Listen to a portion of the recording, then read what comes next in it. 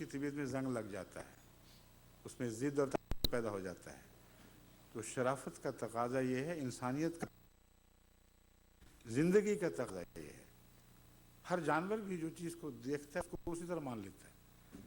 تو یہ ایک سوال تو اٹھتا ہے کہ امام مہدی کو سچا سمجھے بغیر ماننا ضروری ہے؟ میں کہوں گا ہرگز ضروری نہیں۔ اگر آپ کو تسلی نہیں کہ وہ سچا ہے، آپ ہرگز نہ مانیں، لیکن اگر سچا دکھائی دے تو کیوں نہ مانیں؟ دوسرا سوال یہ ہے کہ اس کو بھیجا کیوں گیا اگر اس کا ماننا نہ ماننا برابر تھا؟ کیا کسی مقصد کی خاطر امام مہدی نے آنا تھا یا یوں ہی آ گیا؟ اگر یہ مقصد قطعی طور پر احادیث سے واضح ہو کہ امام مہدی نے ایک عظیم ہدایت کا کام کرنا ہے اور امت محمدیہ کو عصر نو دوبارہ اسلامی اقدار پہ قائم کرنا ہے، تو اتنے بڑے اور اعلیٰ مقصد کے ہوتے ہوئے کسی کا پیچھے ہٹ جانا، ویسے ہی ایک بڑا اخلاقی جرم ہے، لیکن اللہ اس کی اجازت بھی نہیں دیتا۔ جب کسی کو بھیجتا ہے تو اس کا ماننا ضروری قرار دیتا ہے۔ یہ تو حکومتیں بھی ایسے ہی کرتی ہیں۔ ایک چپڑاسی کو بھی بھیجتی ہے، جب کسی کام پر کوئی حکومت یا اس کا نمائندہ ادارہ بھیجتے ہیں تو اس کا ماننا ضروری ہوتا ہے، پٹواری کا ماننا ضروری ہے۔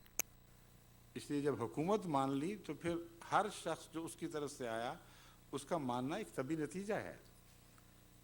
اس لیے یہ سوال اٹھنا ہی نہیں چاہیے کہ مہدی آئے، 1400 سال انتظار کیا یا 1300 سال انتظار کیا، اللہ نے بھیج دیا ایک مقصد کے لیے اور کہا اچھا کیا ضرورت ہے ہم اس کو مانیں؟ تو اگر یہ حال تھا تو بھیجا ہی کیوں تھا؟ اور اس کا انکار کیا بھیجنے والے کا انکار نہیں بن جاتا؟ امر واقعہ یہ ہے کہ جو بھیجے اس کو انکار یا اقرار ہوتا ہے، اور یہ وہ پہلا سبق ہے جو قرآن کریم نے ہمیں دیا اور آدم کے حوالے سے دیا۔ اللہ نے جب آدم کو مقرر فرمایا تو کہا اس کو سجدہ کرو، مراد ہم یہ سمجھتے ہیں سجدے سے اطاعت کرو، کیونکہ خدا کے علاوہ جب سجدہ کسی اور کے حوالے سے کہا جاتا ہے تو اس سے مراد محض اطاعت ہوتی ہے۔ شیطان نے انکار کر دیا، اس نے کہا مجھ سے ادنا ہے، میں کیوں اطاعت کروں اس کی؟ اللہ نے کوئی تفصیلی دلیل نہیں دی، مردود ہے۔ یعنی اتنی کھلی حقیقت سمجھا ہے اللہ تعالیٰ نے بات کو کہ کسی بحث میں الجھنے کی ضرورت ہی کوئی نہیں۔ یہ نہیں پہچانتا کہ میں نے بھیجا ہے، اللہ فرما رہا ہے میں نے بھیجا ہے، تو تجھے ادنا بھی ہو تب بھی مانو۔ تو امام مہدی باقی امت سے ادنا تو نہیں ہوگا۔ امام مہدی تو بڑی صفات حسنہ کا مالک ہوگا جس کو خدا نے امت کی اصلاح کے لیے مقرر کیا ہے۔ اس لیے اس کو یہ کہہ کر کہ اس کو ہم کیوں مانیں؟ اگر آپ انکار کرتے ہیں تو شیطان کے انکار سے بھی زیادہ نامعقول بنتی ہے۔ اس نے تو اپنے سے ادنا اور اس کی دلیل پیش کی، ایک ایسی دلیل پیش کی جس کا خدا نے انکار نہیں کیا۔ اس نے کہا اس کو مٹی سے بنایا ہے، مجھے آگ سے بنایا ہے، آگ مٹی کو کھا جاتی ہے، آگ مٹی سے پیدا صلاحیتوں کو ختم کر دیتی ہے، میں غالب ہوں، میں ادنا کی اطاعت کیوں کروں؟ یہ دلیل توڑی نہیں مگر مردود قرار دے دیا، کیونکہ اطاعت محض اس وجہ سے نہیں کہ اچھا ہے یا برا ہے، روحانی دنیا میں اطاعت محض اس بنا پر ہوگی کہ اللہ نے بھیجا ہے۔ اگر اللہ نے بھیجا ہے تو اطاعت لازماً اختیار کرنی چاہیے۔ دوسری بات، آدم کو جب سجدہ کے متعلق حکم تو سجدہ کرو، اس سے بہت ہی خوبصورت مضمون خدا تعالیٰ نے نکالا ہے اور کھول دیا ہے۔ یہ نہیں فرمایا کہ جب میں آدم کو پیدا کر لوں، اس کو بنا لوں، اس کو ٹھیک ٹھاک کر لوں، اس کو سجدہ کرو، یہ نہیں فرمایا۔ میں فَإِذَا سَوَّيْتُهُ وَنَفَخْتُ فِيهِ مِن رُوحِي فَقَعُوا لَهُ سَاجِدِينَ۔ آدم خواہ کیسے ہی اچھا بن گیا تو وزن ہو گیا ہو، اس پر سجدہ کسی کو نہیں ہے۔ ہاں جب میں اس میں روح پھونکوں، میں اس پر الہام کروں، میں اسے اپنا نمائندہ بناؤں، پھر ہر ایک پر فرض ہو جائے گا۔ تو نبوت پر ایمان لانا یا خدا کے بھیجے ہوئوں کو قبول کرنا کیوں ضروری ہے؟ یہ تو پہلے سبق واضح ہے اور آخری بات یہ کہ رسول اکرم صلی اللہ علیہ وآلہ وسلم نے بھی یہی نتیجہ نکالا،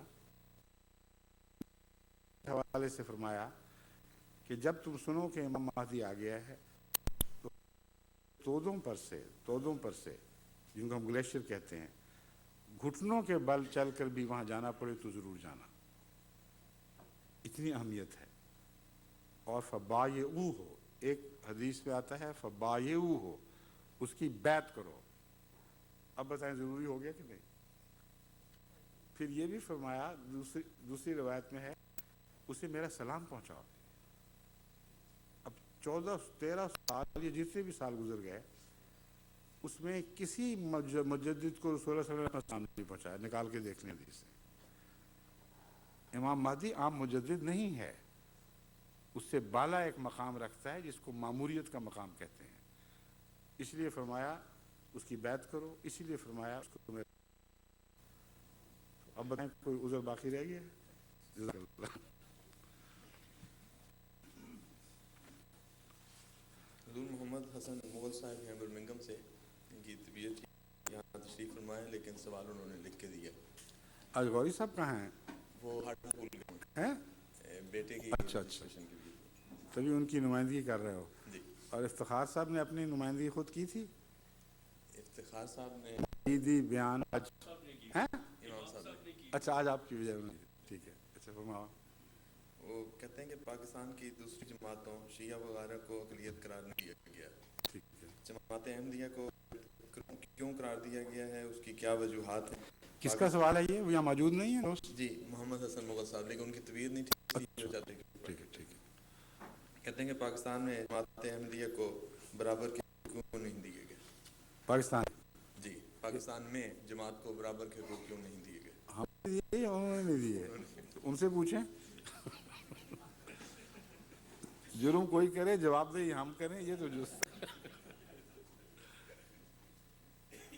ٹھیک ہے، اور کوئی اگلا سوال؟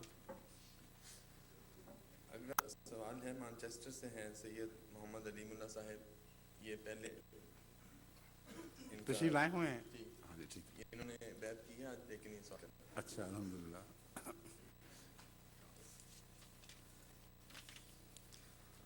بسم اللہ الرحمن الرحیم۔ حضور السلام علیکم ورحمۃ وعلیکم السلام ورحمۃ اللہ وبرکاتہ۔ میرا نام جو ہے وہ تو پکار دیا گیا ہے، سید محمد علیم اللہ مانچسٹر سے۔ حضور مزید میرے دادا بفضل خدا احمدی تھے، ان صحابہ میں بھی شمولیت کا شرف حاصل تھا۔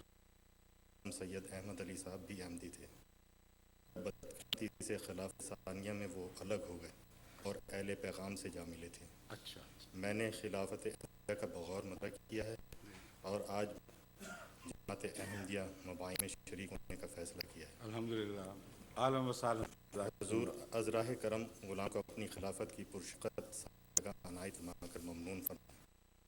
انشاءاللہ ابھی اس مجلس کے بعد بیعت ہوگی، میرے ہاتھ پر ہاتھ رکھ کے میرے ساتھ ہاتھ۔ حضور میرا سوال یہ ہے کہ حضرت مولوی محمد علی صاحب جی اور حضرت خواجہ کمال الدین صاحب تھے جی اور ان کی عظیم خدمات بھی تھیں، جی مگر وہ خلافت سے الگ ہو گئے تھے، جی، وہ کون سی وجوہات تھیں جنہوں نے خلافت سے محروم کیا؟ ٹھیک۔ نیز کیا اہل احرام دوبارہ کے نیچے لایا جا سکتا اور جزاک اللہ۔ ایک بات کا جواب تو جو میری ایک ہے فضل عمر، دو سوانح فضل عمر میں تحریر پر تفصیل سے کہ کیوں، وہ کون سی وجوہات تھیں جنہوں نے ان کو علیحدگی پر مجبور کر دیا، یا مجبور کر دیا تو نہیں کہنا چاہیے کیونکہ کوئی علیحدگی کی مجبوری نہیں تھی، ان کے نفس میں وہ کون سی ایسی خامیاں رہ گئی تھیں جن خلافت سے باغیانہ رویہ اختیار کیا۔ اس کی تمام تفاصیل معین حوالوں کے ساتھ موجود ہے۔ درست ہے کہ انہوں نے بہت خدمات کیں، لیکن یہ بھی درست ہے کہ حضرت مسیح علیہ السلام کو اللہ نے خبر دی اور آپ کے تذکرے میں موجود ہے کہ مولوی محمد علی صاحب کو قیامت کے دن حضرت مسیح علیہ السلام فرمائیں گے आप भी नेक थे और नेक थे, इसलिए आए और हमारे पास बैठे। तो जहाँ तक उनसे मग़फ़िरत के सलूक का ताल्लुक़ है, ये अल्लाह का काम है। हो सकता है उनकी पुरानी नेकियों और खिदमत उन्हें माफ़ फरमा दे। ये कहना किसी मुबाई के लिए जायज़ नहीं है कि गैर मुबाओं की मग़फ़िरत का मामला ख़त्म हो चुका है। अल्लाह चाहे तो जिसको चाहे माफ़ फरमा दे, वो मालिक है। लेकिन बाज़ ऐसी बातें वाज़ेह थीं जिनके नतीजे में ही नज़र आ रहा था कि अलग होंगे। बहुत तफ़सीली मज़मून है, मुख्तसरन मैं आपको अब ये बताता हूँ कि हज़रत मसीह मौऊद अलैहिस्सलाम ने अपनी ज़िंदगी में एक अंजुमन को क़ायम फरमाया और कानूनी मशवरे लिए गए कि इस अंजुमन की क्या है। उसका पस मंज़र ये था कि बहुत से ऐसे मसाइल थे इंतज़ामी जिनमें ख़तरा था कि कानून बरह रास्त हज़रत मसीह मौऊद अलैहिस्सलाम को मुलव्वस करे। कई के ऐसे माली मामलात हैं, कहीं कोई अंजुमन का कारण हो जाता, कोई माली खुदबुर्द होती। तो ये ख़तरात थे जिनको पेश किया गया हज़रत मसीह मौऊद अलैहिस्सलाम की खिदमत में। तो आपने एक अंजुमन की बुनियाद की तजवीज़ मंजूर फरमा ली। ये कोई इल्हामी अंजुमन थी, बल्कि ज़रूरत के पेश नज़र एक अंजुमन बनाई गई और उस अंजुमन के सदर हज़रत खलीफतुल मसीह अव्वल को मुक़र्रर फरमाया गया। हज़रत खलीफतुल मसीह अव्वल के मुतल्लिक़ और मेंबर थ्रू रसाले बना दिए।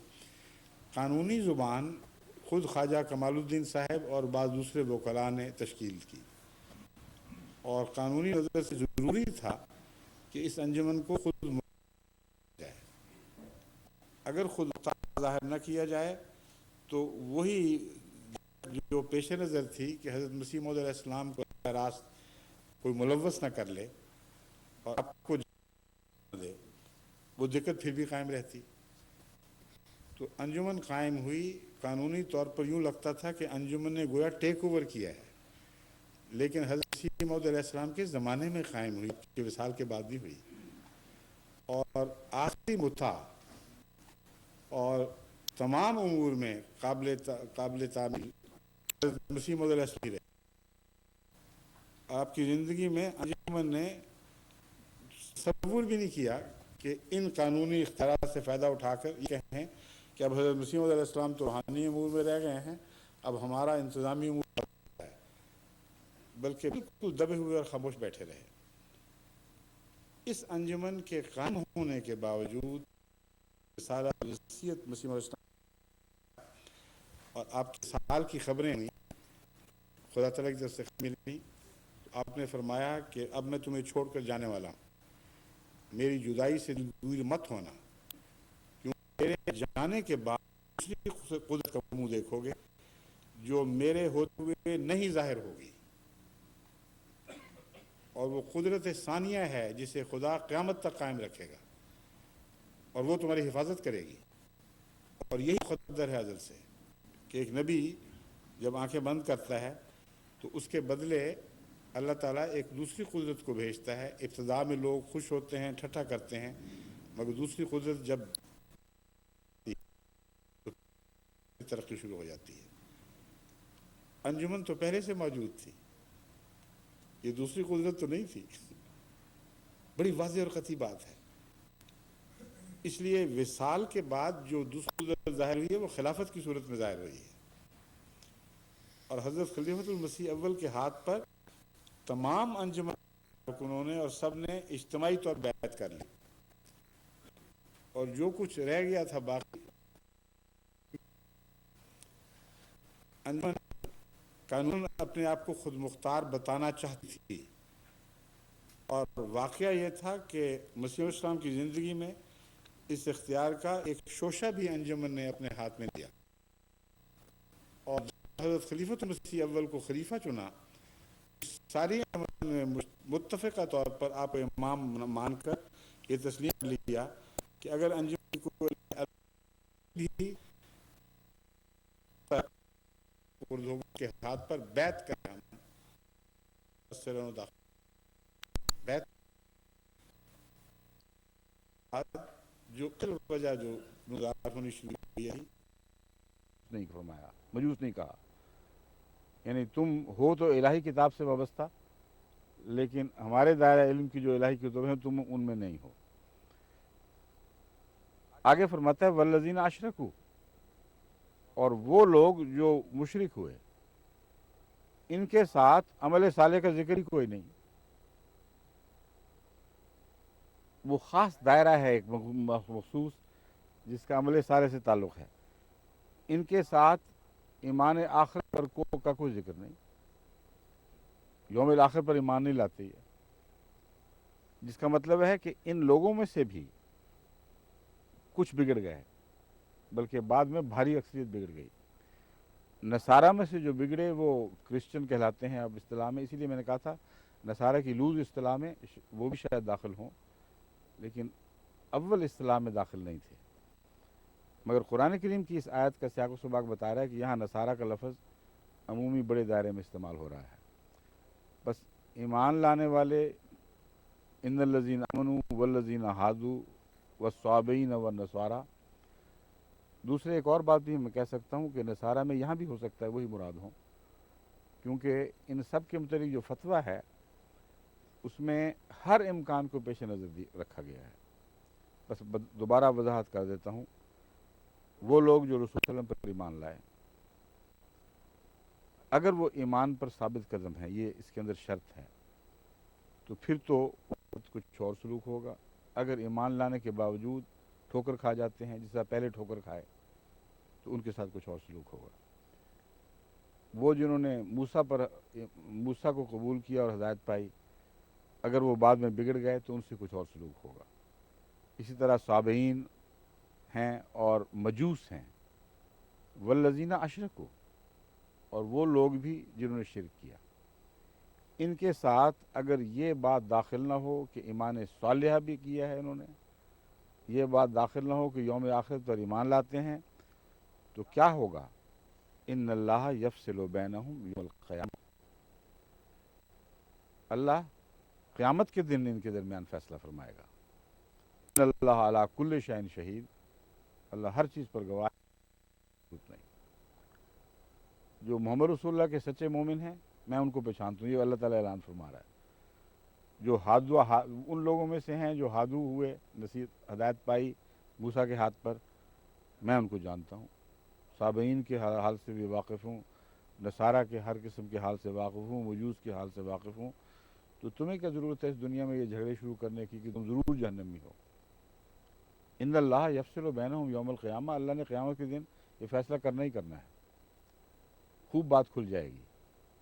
इन खबरी नहीं दी गई इस आयत में, क्योंकि फैसला क़यामत पर उठा रखा गया।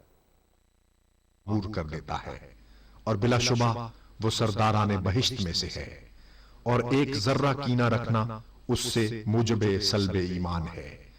और उस इमाम की तकवा और मोहब्बत इलाही और सब्र और इस्तिकामत और जुहद और इबादत हमारे लिए उसवाए हसना है, और हम उस मासूम की हिदायत की इक्तिदा करने वाले हैं जो उसको मिली थी।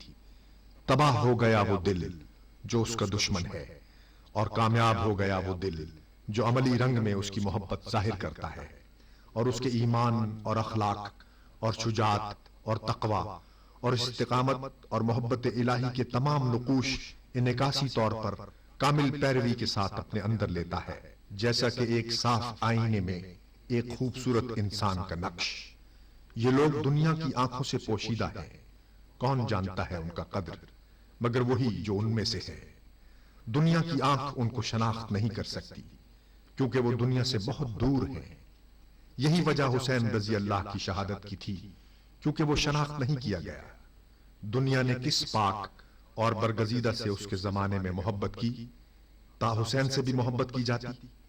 गरज ये अम्र निहायत दर्जे की शिकावत और बेईमानी में दाखिल है कि हुसैन रजी अल्लाह अन्हो की तहकीर की जाए, और जो शख्स हुसैन रजी अल्लाह या किसी और बुजुर्ग की जो आइम्मा मुतहरीन में से है तहकीर करता है, या कोई कलिमा इस्तग़फ़ाफ़ का उसकी निस्बत अपनी जबान पर लाता है, وہ اپنے ایمان کو ضائع کرتا ہے، کیونکہ اللہ جل شانہ اس شخص کا دشمن ہو جاتا ہے جو اس کے برگزیدوں اور پیاروں کا دشمن ہے۔